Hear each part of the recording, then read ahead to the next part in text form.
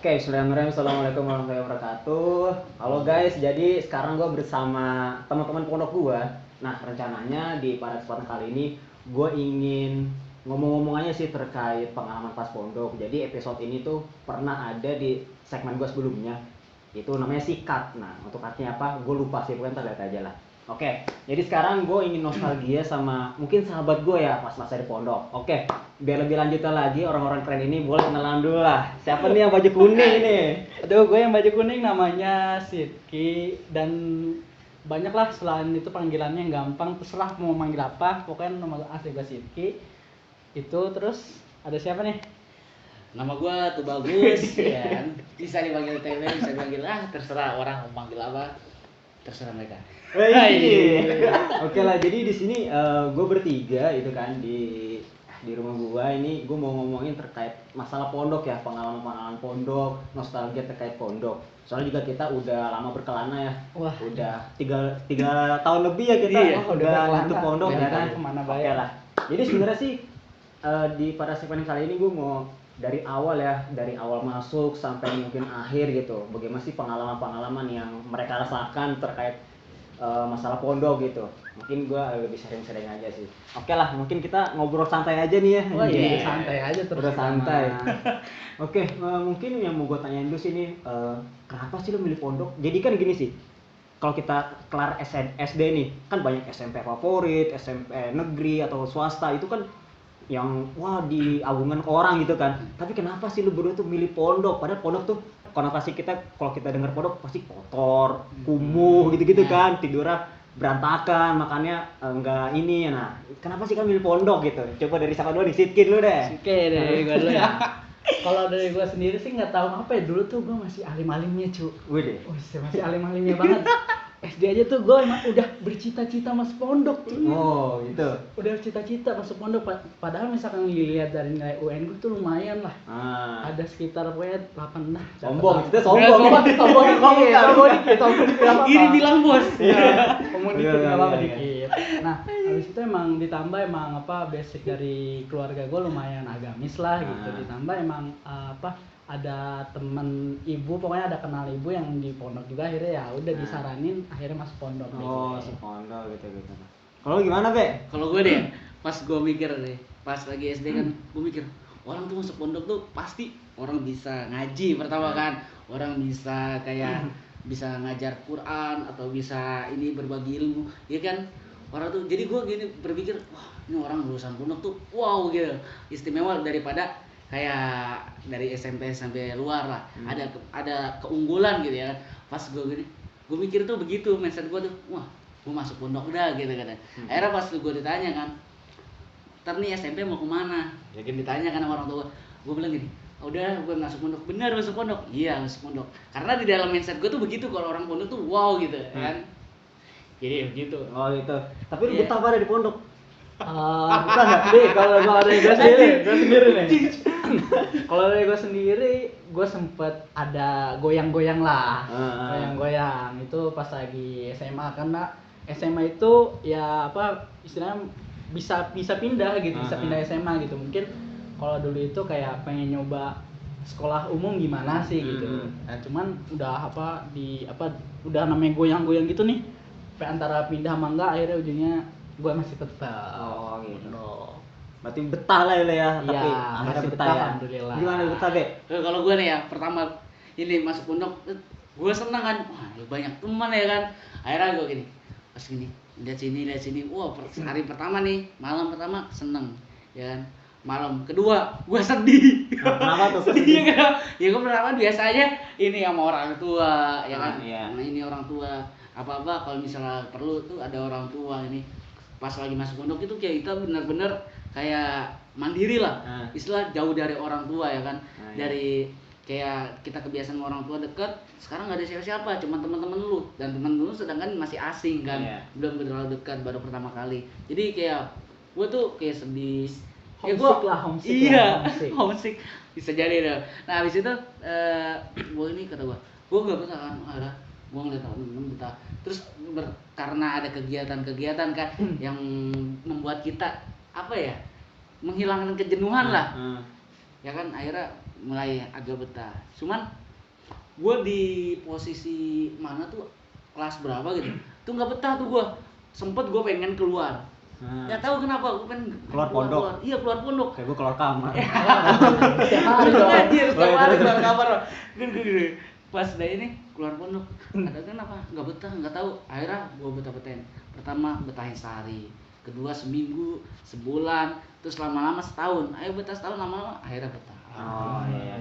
Emang sih sebenarnya tuh kita pas masih SD gitu kan, itu kita sama orang tua mulu kan, Iya. dibeliin apa kita mau kemana sama orang tua, pas mau pondok kan kita pisah kan, Iya. orang tua di mana kita di mana, itu mungkin yang membuat mungkin salah satu faktor santri itu nggak betah karena ya dia pisah sama orang tua. Iya. Tapi ini nggak sih sebenarnya pas lu masih awal pondok gitu, ada nggak sih orang-orang iseng kayak lu dikerjain? Biasanya kan kalau orang baru kan, misal gua ketemu lu nih, gua belum kenal lu, pertama asing, kedua gue mau ngejailin, nah gitu kan, ada pikiran jahat. Nah kalian pernah nggak sih itu kayak dijailin, apa lagi tidur diapain gitu pas masih santri baru, pernah nggak sih?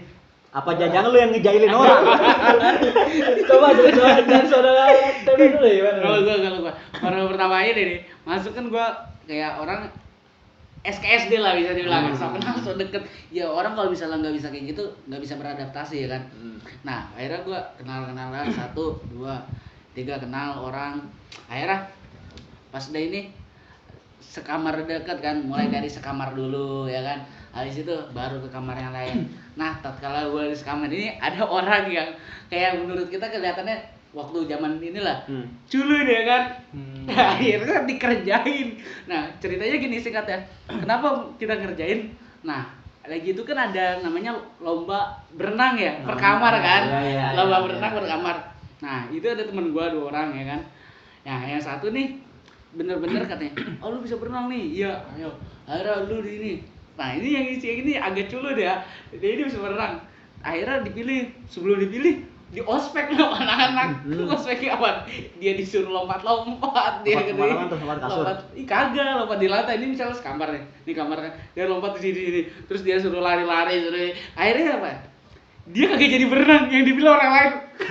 Nih, gue pengen nanya sekarang nih. Apa hubungannya renang sama lompat-lompat sama lari-lari? Ya itu dia, kejailan anak-anak.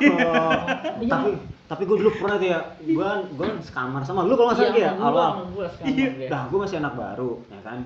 Gue tidur, dianin saus mulu, inget banget gue anjir.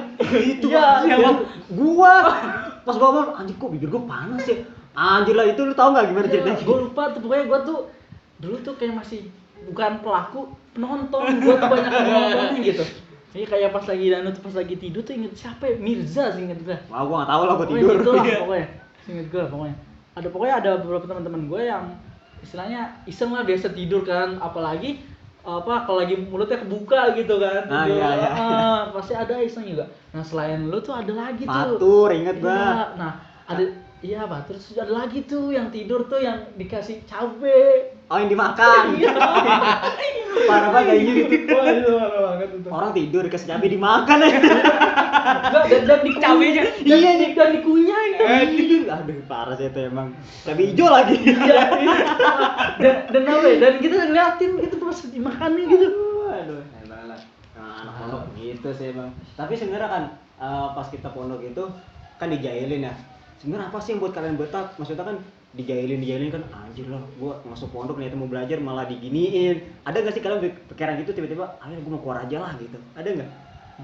Kalau gua sih kayaknya alhamdulillah ya, maksudnya gua nggak terlalu jadi apa ya, victim lah gitu. Nggak terlalu dijailin banget gitu. Sekalipun misalkan gua dijailin, ya gua mikir aja ya gua punya tujuan gitu istilahnya, punya tujuan ya.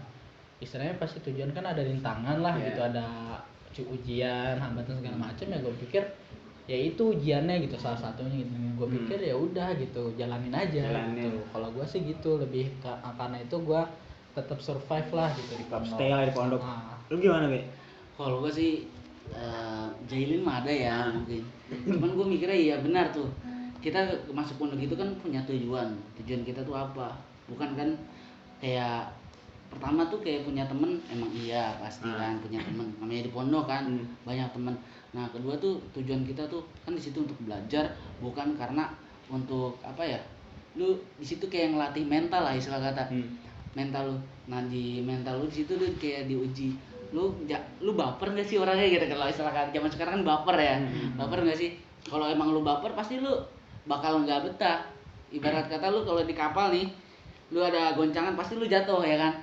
Nah gitu, kalau misalnya itu ya anggap aja bercanda. Kita juga kan sering bercanda sama mereka ya gitu ya. Sering ngatain mas kita juga gitu, biasa aja jadinya. Tapi ya, kalau nggak salah ada teman kita Apa? yang ketiduran di masjid sampai wakaf. Siapa? Ada yang ditinggal subuh kan sih? pokoknya enggak lagi jumpa kiai dia Iya, tidur. iya ditinggal. Iya, ditinggal. Pengajian Iya, ditinggal. sampai wakaf parah banget sih itu. Adalah teman kita ya, di episode pertama lah ya.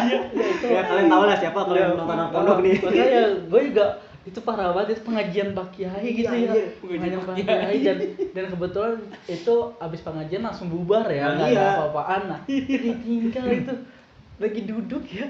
Emang kalau pengajian pakai itu kalau di pondok kita setiap hari Rabu ya. Iya, Nah, setiap setiap hari pagi lah. Rabu pagi tuh rutin pakai itu ngasih ceramah terkait tentang Riyadhus Shalihin ya. Iya, Riyadhus kitab lah, Shalihin, kitab. ngaji kitab. Nah, itu emang setannya banyak banget sih itu. Ada yang iya. ngantuk, ada yang tidur bener-bener Mules. bablas. Iya.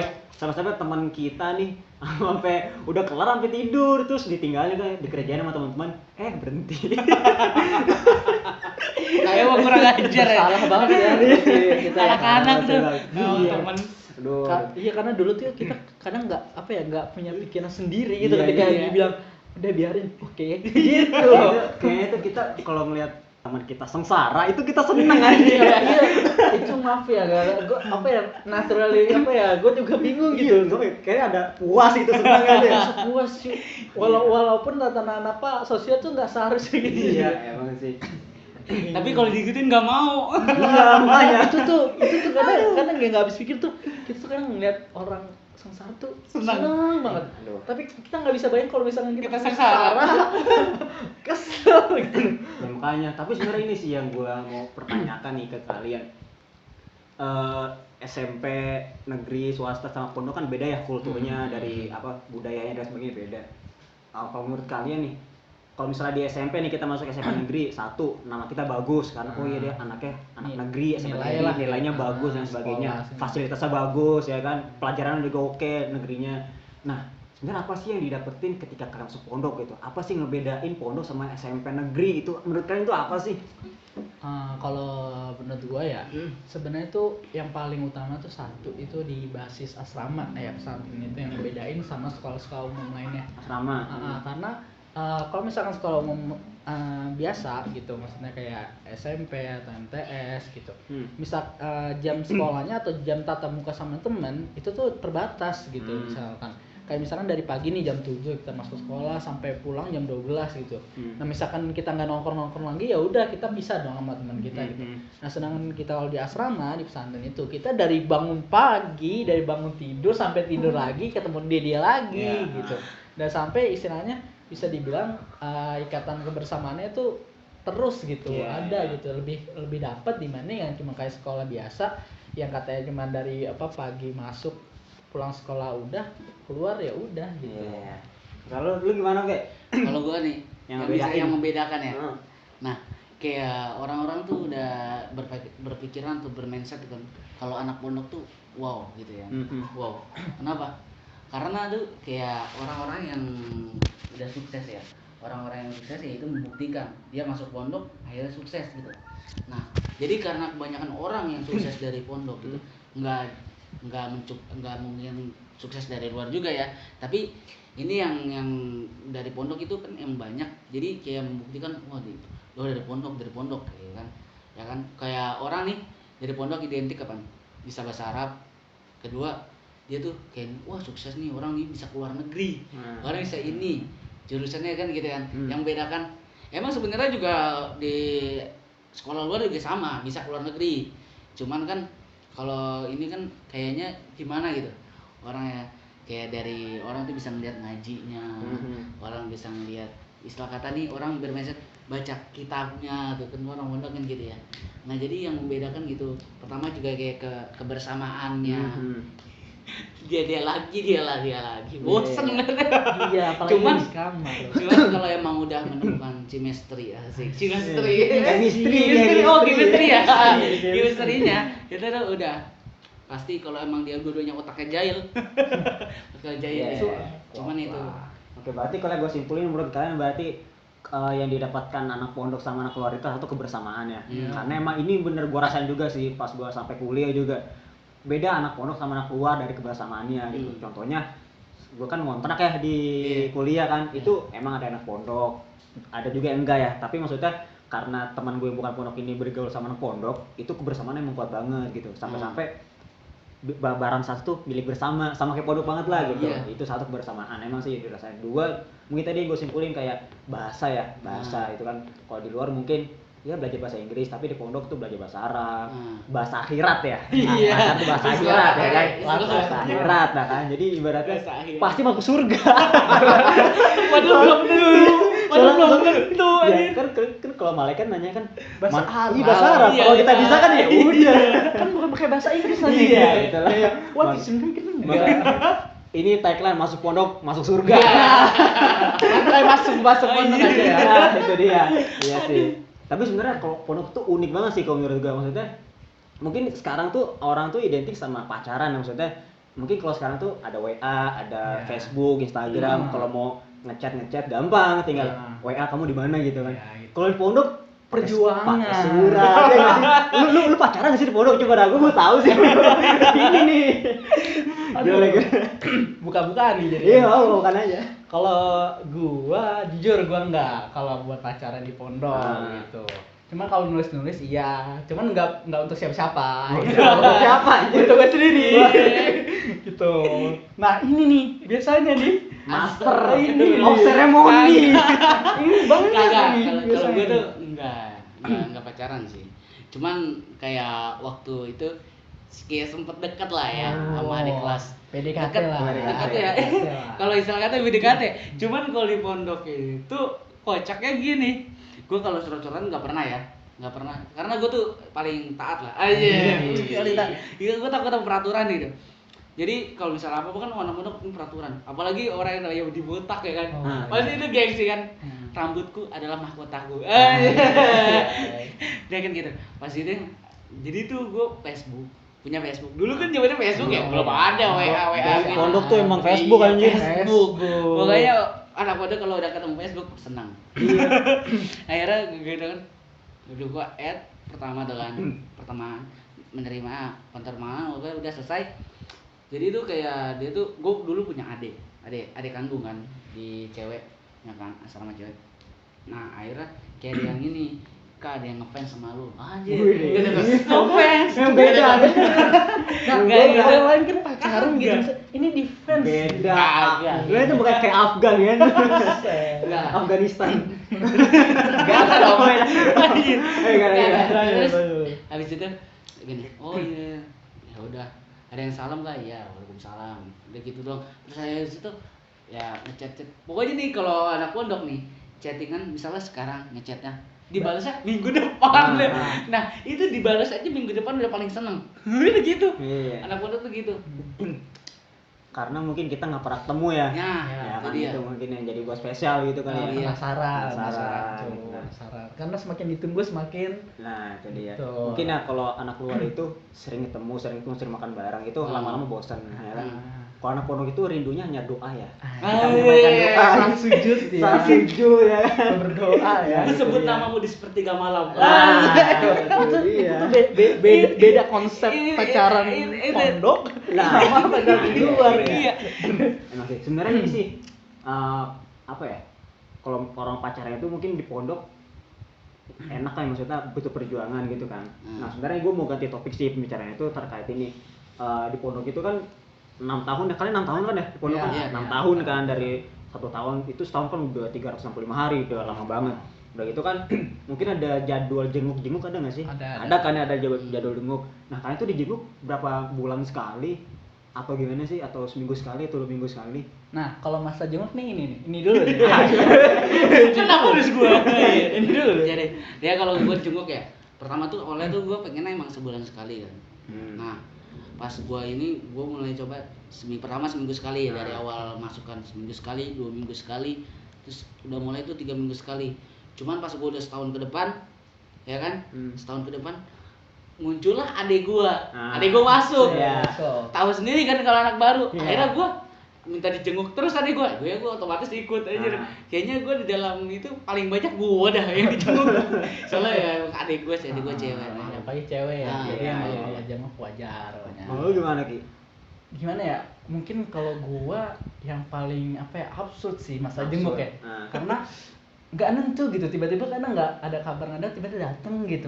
Jadi nggak ada jadwal pasti sih kalau buat jenguk gue ya. Maksudnya misalkan emang gue perlu apa-apa dan perlu dibawain, ya gue minta dijenguk gitu. Atau misalkan emang dari orang tua gue yang mau datang, ya udah gitu. Kayak gitu sih kalau gue. Biasanya kan kalau anak pondok gitu kalau misalnya kita kangen pasti kan kita maunya ketemu kan ya. Kalau misalnya wajar orang gitu kan, misalnya berarti kalau misalnya dalam sebulan kita kangen 2 kali sama orang tua, ya kita minta sama orang tua datang 2 kali sama sebulan gitu. Tapi kebanyakan anak pondok itu ya udahlah sebulan sekali, yang penting duitnya. Iya benar. Nah sebenarnya kalau menurut kalian ya, ketika kita masuk pondok itu, kita tuh sebenarnya sama orang tua makin cinta apa enggak sih sebenarnya? Soalnya tuh kita ya udah mah gosok sini aja, penting duit aja. Nah ini nih kan tuh masuk pondok tuh makin cinta apa enggak sih, gimana menurut kalian? Dari segi Sulit sih. Sulit. Karena ini pembahasannya tuh rumit gitu.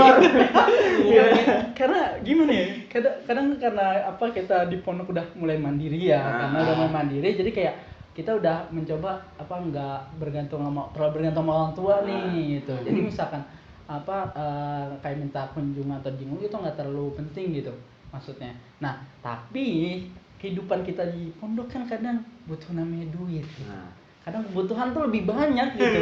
Di koko. Iya gitu, bayar ini bayar itu gitu, banyak gitu. Nah jadi kadang maaf ya gitu, didahului sama kepentingan uang gitu. Jadi kayak misalkan emang benar-benar butuh uang nih, jadi kadang orang tua pun ya ini sedih sih kadang. Iya. Jadi tergeser kan. Jadi sih begitu. Tergeser kan gitu. Uang nomor 1 gitu.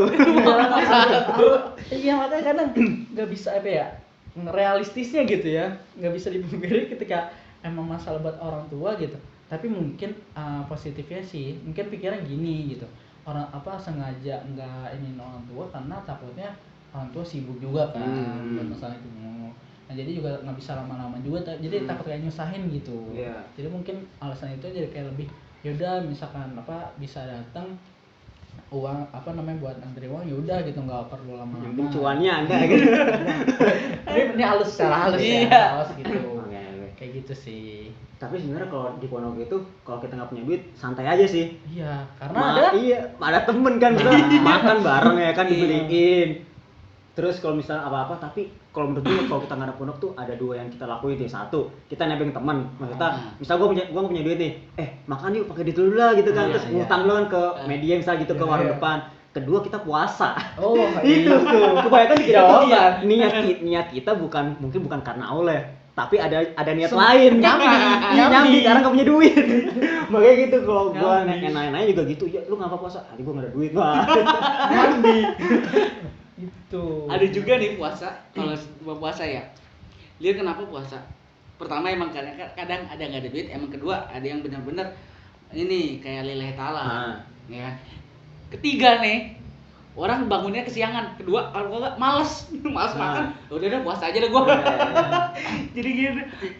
Nah, ada juga kasusnya puasa biar enggak ikut jemaah. Itu dia. Ada yang biar telat jemaah. Nah, itu yang lebih tepat itu tuh maksudnya. Biar bisa telat jemaah. Itu karena kalau puasa boleh telat jemaah kan? Iya. Itu. Nah, itu tuh mungkin ada beberapa tuh yang nelengseng kayak gitu. Gitu lah. Kita nggak tahu niatnya ya. Iya. Karena kita cuma tahu zohirnya doang. Iya, emang gitu. Manusia emang terlihat tuh hanya secara zohir doang. Secara batin hati itu kita nggak tahu ya. Yang tahu cuma sama pencipta kan. Gitu.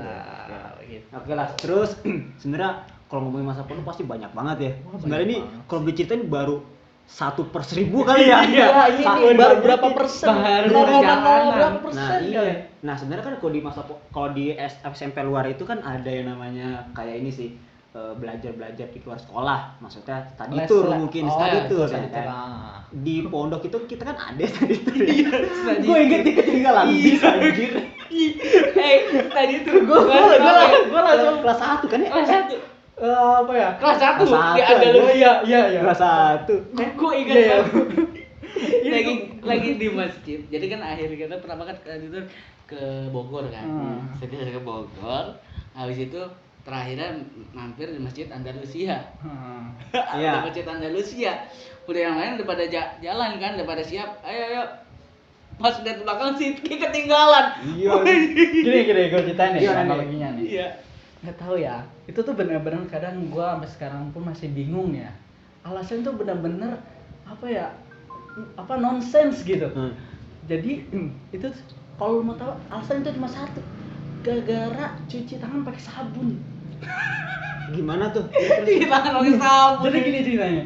Jadi kan pas lagi udah habis dari kebun raya Bogor ya, nggak salah kan kita mampir ke Masjid Indonesia buat sholat lah gitu, sama ganti-ganti baju. Nah, kebetulan, jadi kan gue udah sholat masih pakai sarung. Nah, masuk kamar mandi lah gitu. Nah di kamar mandi kan ada sabun yang semprot gitu loh, yang ngecat. Nah, itu tentang apa tuh gue iseng mau cuci tangan aja pakai sabun itu. Gitu. Ya udahlah, bisa gue cuci tangan segala macem. Pas lagi gue keluar, udah nggak ada orang. Tapi yang aneh ya, bukan lari malah jalan. Iya.